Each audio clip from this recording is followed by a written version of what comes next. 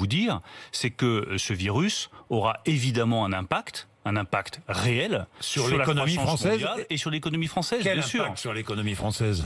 Si on estime que le pic est atteint ou près d'être atteint, je ne peux pas le confirmer, une fois encore, je ne suis pas un spécialiste de sécurité sanitaire et de santé publique. Mais admettons que nous ne soyons pas trop loin du pic. Nous, notre évaluation, c'est que l'impact sur la croissance chinoise sera de l'ordre de 1 point sur l'année. C'est-à-dire un chiffre important. Un point sur l'année. De croissance en moins pour la Chine. Ce qui voudra dire... On passe à 5, quoi. À peu près. Ce qui voudra dire 0,2 points de croissance en moins au niveau mondial et 0,1 point de croissance en moins pour la France. C'est notre évaluation. Donc vous voyez que c'est un impact réel, 0,1 point de croissance. Ça n'est pas rien. C'est l'évaluation que nous faisons aujourd'hui avec mes services. Si jamais ça dure, ça persiste, voire que l'épidémie prend une plus grande ampleur, bien entendu que l'impact sera plus important. Alors on me dit, mais pourquoi est-ce que l'impact est aussi fort aujourd'hui ? Mais tout simplement parce que en 2003, quand il y avait l'épisode de SRAS, la Chine, c'était à peu près 8% de la richesse mondiale.